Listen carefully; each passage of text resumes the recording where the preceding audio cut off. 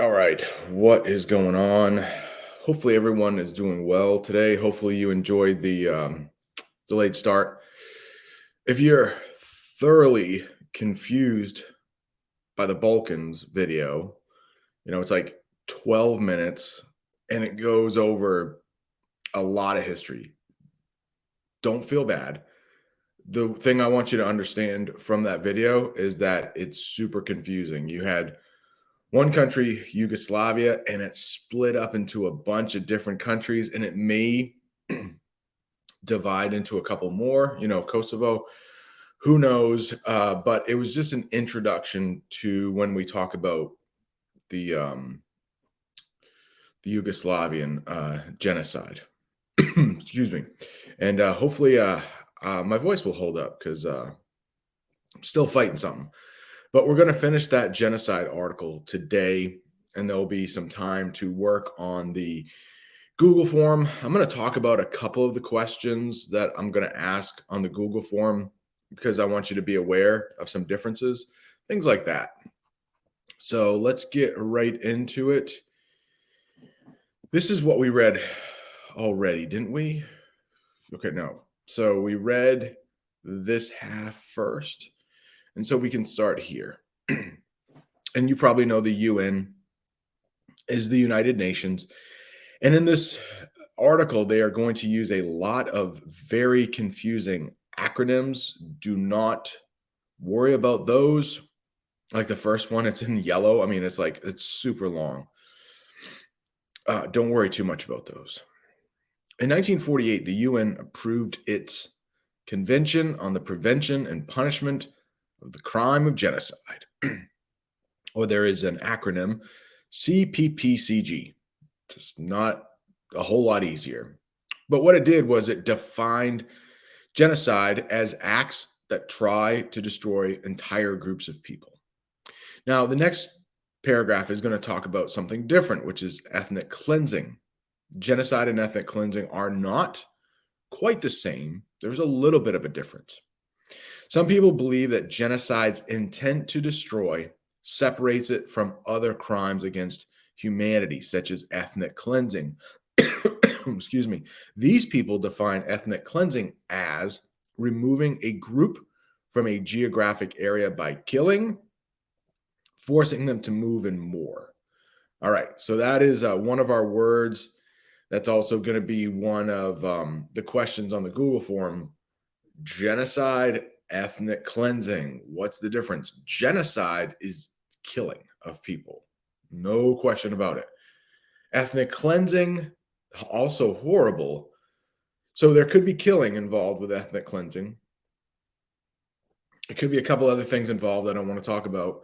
But it also could be forcing people to move from one geographic area to the other. So I think in Mr. Bim's class, you've learned about how the Jackson government, Andrew Jackson, one of the most famous things about his presidency is that he forced the removal of Native American tribes in Florida to like the middle of the country in Oklahoma. Tons of them, tons of Native Americans died on the way there. Trail of Tears. You may have heard that. So if that's not a genocide, it can definitely be called ethnic cleansing. It's Florida now, getting rid of a certain type of people, forcing them to move, and you really pretty much don't care if they die along the way, which is what happened. So that's ethnic cleansing. The next part here, we have a photo, a very unfortunate photo. But can I get the photo and the caption at the same time? So the mass expulsion of Poles, people who are Polish, in 1939 as part of the German ethnic cleansing of Western Poland that was conquered and annexed by Nazi Germany. Annexed is when it's just a fancy way to say you pretty much take over an area.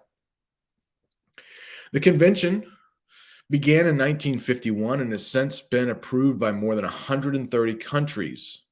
And the United States wasn't so quick to approve it, we'll see. Though the United States was one of the convention's original signatories, it's just people who signed the document, the U.S. Senate did not approve it until 1988. President Ronald Reagan signed it over strong opposition those who felt it would limit U.S. power. Though the CPP-CG established an awareness that the evils of genocide existed, here's the problem with genocide and forcing people or holding people accountable. In yellow right here, its actual effectiveness in stopping such crimes remain to be seen. So one problem is that even after this convention was established, genocides have occurred over the years. Talk about three or four. The Rwandan one was one of them. Cambodian one is another one. The Yugoslavian one is another one. And then Darfur, which has been mentioned in a couple classes in Sudan and South Sudan. So even though this thing has been established after the Holocaust, every so often there have been other examples of genocide. And it's difficult to punish the people who are responsible. Right after the yellow part right here, not one country invoked the convention from 1975 to 1979 when the Khmer Rouge government killed 1.7 million people in Cambodia. So another one that we will be talking about, very unfortunate one. And then crimes in Yugoslavia and Rwanda. This is getting towards like what we're going to be talking about. We've talked about Rwanda. We're getting into Yugoslavia now. In 1992, the government of Bosnia and Herzegovina declared its independence from Yugoslavia. Bosnian Serb leaders targeted both Bosnian Muslims and Croatian people with crimes that killed about 100,000 people in 1995. In 1993, the UN established another really long thing here, International Criminal Tribunal for the former Yugoslavia, also shortened to ICTY, at The Hague in the Netherlands. The Hague is a city in the Netherlands. Not sure why it has the in front of it, but it does. It's just like calling Auburn the Auburn. The name of the city is The Hague. So the Netherlands kind of has like two capitals. You might have heard of Amsterdam. That's one of its capitals. It's its main capital, but Parliament is located in The Hague.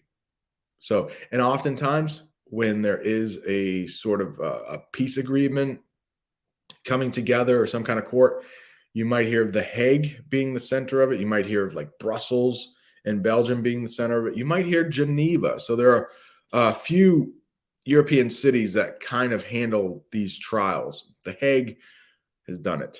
The Hague. Weird name for a city, in my opinion. Hague, but The Hague?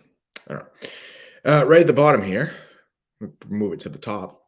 In 1994, members of the Hutu majority in Rwanda, Africa, murdered 500,000 to 800,000 Tutsi people.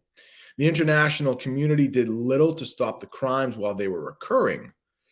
But that fall, the UN expanded the mandate of the ICTY, the one devoted to Yugoslavia, to include the International Criminal Tribunal for Rwanda. That would be the ICTR in Tanzania. Tanzania is a country in northern Africa. The Yugoslav and Rwandan courts helped determine exactly what type of actions are genocide. They also clarified how punishments for these actions should be established. By 1998, the ICTR handed down the first conviction of genocide. The mayor of the Rwandan town of Taba was punished after trial. So finally, there was one person that was put on trial and had some kind of punishment. Luckily, Yugoslavian leaders or the Serb leaders, some of them will also see punishment, but it is rare. I go back to if crimes against humanity or genocide is going on in Ukraine, it's going to be very difficult to try Putin. World leader is very like insulated. Hard to get to that guy. If that is true, it's hard to prove also that genocide is occurring because the Russians could always say, well, I think for one of the hospitals that was bombed, and they were saying this happens all the time. Well, there were munitions in the basement. It's being stored, like bombs are being stored in the basement. That's why there was such an explosion. We were targeting it because it was a military facility. It's very difficult to prove that genocide or ethnic cleansing is going on. And also, you could talk about how we've seen it. Over 1 million Ukrainians have left. Would that be considered ethnic cleansing? Probably not, because the Russian government is not forcing them to leave. They're not marching them out with, arms and stuff like that. They are being forced to leave because of the conflict. Yeah, so I don't know. Hopefully, if genocide is occurring in Ukraine, then people will be held responsible, but it's one of those difficult things to prove. All right. Is this the last part here? Why don't we stop there, and then how about you can read for one of the first times in class. You could be responsible for reading it on your own. That last little part there. All right. And there are copies of the article on the back table. All right. Thanks for watching.